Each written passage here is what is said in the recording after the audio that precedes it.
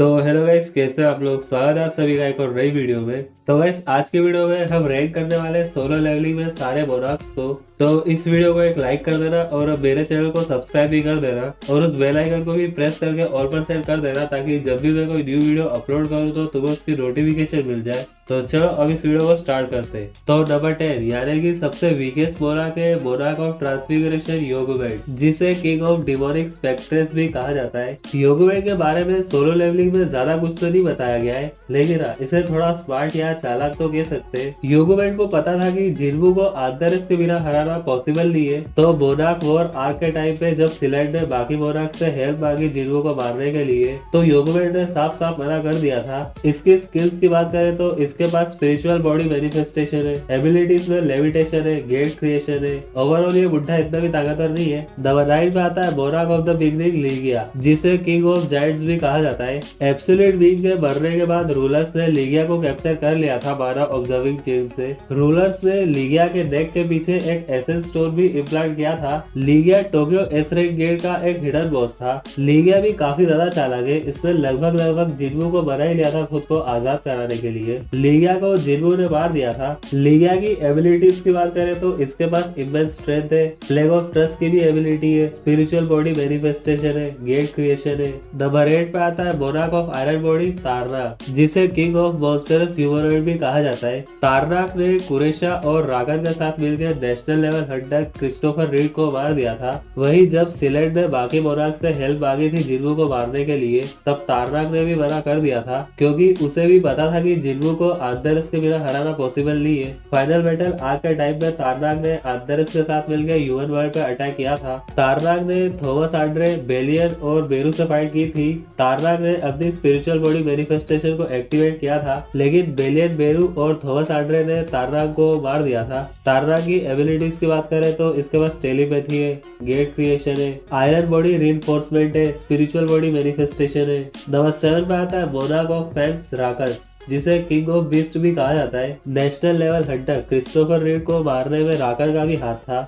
जब सिलेंड ने बाकी मोनार्क से हेल्प मांगी थी जिन्वू को मारने के लिए, तब योगुबट और तारनाक ने तो मना कर दिया था, तो राकन ने उन्हें कावड़ कहा था और फिर राकन जिन्वू को मारने के लिए रेडी हो गया था। लेकिन राकन भी उनके ही जितना कावड़ था। जब जिन्वू बाकी मोनार्क्स को पेल रहा था तो राकन वहां से भाग जाता है, बट स्टिल जिन्वू उसे पकड़ ही लेता है। लेकिन फिर राकन जिन्वू के सामने झुक जाता है और कहता है कि मैं तुमसे नहीं लड़ूंगा, और अपन दोनों हाथ मिला लेते हैं। जिन्वू मना कर देता है और राकन को मार देता है। इसने लगभग जिन्वू को मार दिया था सिलेंड के साथ मिलके। वही इसने जिन्वू के फादर सन यलवान को भी काफी अच्छी टक्कर दी थी। वही इसने strongest national level Hunter Thomas Andre को भी ऑलमोस्ट मार दिया था। राकन की एबिलिटीज की बात करें तो इसके पास इमेंस स्ट्रेंथ है, इमेंस ड्यूरेबिलिटी है, इमेंस स्पीड है, गेट क्रिएशन है, टेलीकिनेसिस है, रीजनरेशन है, स्पिरिचुअल बॉडी मैनिफेस्टेशन है। नंबर 6 पे आती है मोनार्क ऑफ ब्लैक कुरेशा, जिसे क्वीन ऑफ इंसेक्ट्स भी कहा जाता है। कुरेशा अपने मिनियंस को अपने बच्चे की तरह मानती है, क्योंकि सीधी सी बात है कि ये क्वीन ऑफ इंसेक्ट है, तो इसकी आर्मी में सारे इंसेक्ट ही होंगे। और इसने थोड़ी देर तक बेरू को भी अपने बच्चे की तरह ट्रीट किया था। National level Hunter Christopher read को मारने में कुरेशा का भी हाथ था। बाद में मोनार्क वॉर आर्क के टाइम पे जब सिलेंड ने बाकी मोनार्क से जिन्वू को मारने के लिए मदद मांगी, तो कुरेशा ने भी हाँ कहा था। कुरेशा ने जिन्वू को काफी अच्छी टक्कर दी थी, पर वो बेरू से थोड़ा डिस्ट्रैक्ट हो गई थी, क्योंकि बेरू भी तो एक इंसेक्ट ही था। कुरेशा बेरू को अपनी आर्मी में शामिल होने के लिए कहती है, पर बेरू मना कर देता है। तभी जिन्वू कुरेशा को आधा काट देता है। कुरेशा अपने आप को रिजनरेट कर लेती है। तभी कुरेशा स्पिरिचुअल बॉडी मैनिफेस्टेशन का भी यूज करती है, लेकिन जिन्वू कुरेशा को फाइनली मार ही देता है। लेकिन ओवरऑल कुरेशा एक काफी ताकतवर मोनार्क है। इसने बेरू को लगभग मार दिया था और जिन्वू को भी काफी अच्छी टक्कर दी थी। इसकी एबिलिटीज की बात करें तो इसके पास इमेंस स्ट्रेंथ है, माना मैनिपुलेशन है, ये वेनम का भी यूज करती है, नेक्रोमेसी का भी यूज करती है। इसके पास रीजनरेशन है, गेट क्रिएशन है, स्पिरिचुअल बॉडी मैनिफेस्टेशन है, फ्लैग ऑफ ट्रस्ट है।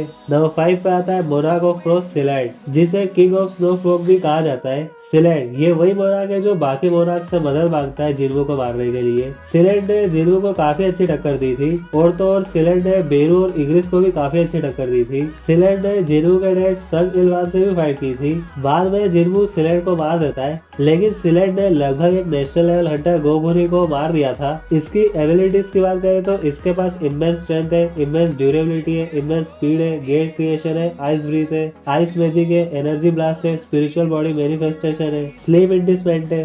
नंबर 4 पे आता है मोनाक ऑफ व्हाइट फ्लेम्स बरान, जिसे किंग ऑफ डीमंस भी कहा जाता है। सबसे पहले तो मैं ये बात क्लियर कर दूं कि जिन्वू ने जिस बरान से फाइट की थी वो रियल मोनाक बरान नहीं था, उसे तो सिस्टम ने क्रिएट किया था जिन्वू को ट्रेन करने के लिए। बरान के बारे में वैसे तो ज्यादा कुछ नहीं बताया गया है, लेकिन इसने राकन के साथ मिलकर एशबोर्न से फाइट की थी, ये जानते हुए भी कि वो एशबोर्न को कभी नहीं हरा पाएंगे। राकन तो एशबोर्न से बच के भाग गया था, लेकिन बरान मारा गया था, बिकॉज बरान ऐसा मोनाक है जो कि लड़ने से कभी नहीं डरता था। अब देखो, बरान को इतना ऊपर रखने का एक सिंपल रीजन है, हम ऐसा मानते हैं कि एशबोर्न एक शेर है, वही बरान एक कुत्ता है। अब तुम लोगों को भी पता है और मुझे भी पता है कि एक कुत्ता एक शेर को कभी नहीं हरा सकता, इसलिए एक कुत्ता एक शेर को फाइट के लिए कभी चैलेंज करेगा ही नहीं। तो सीधी सी बात हो गई कि एक कुत्ते और एक शेर के बीच में जितना पावर गैप है, उतना पावर गैप बरान और एशबोर्न के बीच में नहीं था। तो अब हम एशबोर्न को तो एक शेर ही रखते हैं, बरान को एक गेंडा या फिर एक भालू के जितना ताकतवर मान सकते हैं, जो शेर को तो नहीं हरा सकते, लेकिन हाँ उसे ठीक ठाक टक्कर तो दे सकते हैं। तो हाँ, ऐसा कंफर्म तो नहीं है, ऐसा मुझे लगता है। बाकी इसकी एबिलिटीज की बात करें तो इसके पास immense strength, immense durability, immense speed, ये डीमन आर्मी को भी समन कर सकता है अपनी हेल्प के लिए। इसके पास लाइटनिंग ब्रीथ है, स्पिरिचुअल बॉडी मैनिफेस्टेशन है, व्हाइट फ्लेम्स है, बॉडी मैनिफेस्टेशन है, डॉपलगैंगर है, ब्लड क्रिस्टल है। नंबर 3 पे आता है former monarch of shadows Ashborn, जिसे किंग ऑफ द डेड भी कहा जाता है। Ashborn greatest fragment of brilliant light था और उन सब में से भी सबसे ताकतवर था। एशबोर्न ने डीमन किंग बरान को हराया था, वही राकन को भी बहुत बुरी तरीके से पेला था, लेकिन राकन जैसे तैसे एशबोर्न से बच के भाग गया था। अब देखो, एक सिंपल सी बात बताता हूँ, एशबोर्न का सबसे पावरफुल शैडो बेलियन था, जो कि सिलेट के जितना ताकतवर है। तो अब तुम लोग खुद ही सोच सकते हो कि एशबोर्न कितना ज्यादा ताकतवर होगा। एशबोर्न की एबिलिटीज की बात करें तो इसके पास है इमेजरेबल स्ट्रेंथ, पावर बिस्टोवल है, शेप शिफ्टिंग है, गेट क्रिएशन है, अनब्रेकनेसिस है, रूलर्स अथॉरिटी है, शेडो एक्सट्रैक्शन है, शेडो एक्सचेंज है, शेडो प्रिजर्वेशन है, मोनार्क्स डोमेन है। इतनी सारी एबिलिटीज है इसके पास। नंबर 2 पे आता है मोनार्क ऑफ डिस्ट्रक्शन आंथरस, जिसे किंग ऑफ ड्रैगन्स भी कहा जाता है। ये सारे मोनार्क्स में सबसे स्ट्रॉन्ग था और सोलो लेवलिंग का मेन विलन भी था। इसकी पावर का अंदाजा तुम इसी से लगा सकते हो कि जैसे एशबोर्न को अपना ह्यूमन वेसल नहीं मिल रहा था, वैसे ही आंथरस को भी अपना ह्यूमन वेसल नहीं मिल रहा था। तुम इसकी पावर का अंदाजा इससे भी लगा सकते हो कि आंथरस का सबसे स्ट्रॉन्ग ड्रैगन काविश, वो भी लगभग सिलेट के जितना ताकतवर था। तो अब तुम लोग सोचो कि आंथरस कितना ज्यादा ताकतवर होगा। इसकी एबिलिटीज की बात करें तो इसके पास इमेजरेबल स्ट्रेंथ है, इमेजरेबल स्पीड है, ना इनवॉर्नेबिलिटी है, कॉम्बैट मास्टरी है, पावर बिस्टोवल है, शेप शिफ्टिंग है, गेट क्रिएशन है, टेलीपैथी है, ड्रैगन स्पीयर है, ब्रीथ ऑफ डिस्ट्रक्शन है, फायर मैजिक है, स्पिरिचुअल बॉडी मैनिफेस्टेशन है। इतनी सारी एबिलिटीज है इसके पास। नंबर 1 पे आता है करंट मोनार्क ऑफ शैडोज संग जिनवू, जो कि सोलो लेवलिंग का मेन प्रोटैगनिस्ट है। ये स्ट्रॉन्गेस्ट हंटर है पूरे सोलो लेवलिंग में, और मुझे नहीं लगता कि मुझे जिनवू के बारे में तुम लोगों को ज्यादा कुछ बताने की जरूरत है। तुमने सोलो लेवलिंग की मानवा पढ़ी है तो तुम्हें तो पता ही होगा कि जिनवू क्या क्या कर सकता है। तुम बस इस बात पर फोकस करो कि जिनवू पूरे सोलो लेवलिंग का सबसे स्ट्रॉन्गेस्ट कैरेक्टर है। अगर हम गॉड्स को इंक्लूड ना करें तो इसने स्ट्रॉन्गेस्ट मोनार्क आंथरस को भी हरा रखा है। इसकी एबिलिटीज की बात करें तो इसके पास immeasurable strength, immeasurable speed, immeasurable durability, agelessness है, कॉम्बैट मास्टरी है, एक्सेलरेटेड डेवलपमेंट है, अनब्रेकनेसिस है, मेमोरी मैनिपुलेशन है, हिप्नोसिस है, गेट क्रिएशन है, अनलिमिटेड इन्वेंटरी है, मॉन्स्टर लैंग्वेज फ्लुएंसी है, इंडोमिटेबल विल है। फिर इसके पास कुछ पैसिव स्किल्स भी है, जैसे will to recover, longevity, detoxification, tenacity, advance dagger technique. फिर कुछ एक्टिव स्किल्स जैसे stealth, bloodlust, quicksilver, mutilation, dagger rush, ruler's authority, dragon spear. फिर इसके पास shadow extraction, shadow preservation, shadow exchange, monarch's domain. इतनी सारी एबिलिटीज है जिनवू के पास, जो कि सच बताओ ना तो बहुत ज्यादा है। तो हाँ गाइस, ये थी मेरी लिस्ट। तुम लोगों को क्या लगता है कमेंट्स में जरूर बताना, और इस वीडियो को लाइक कर देना और मेरे चैनल को सब्सक्राइब भी कर देना। तो चलो, मैं मिलता हूँ तुमसे अगले वीडियो में।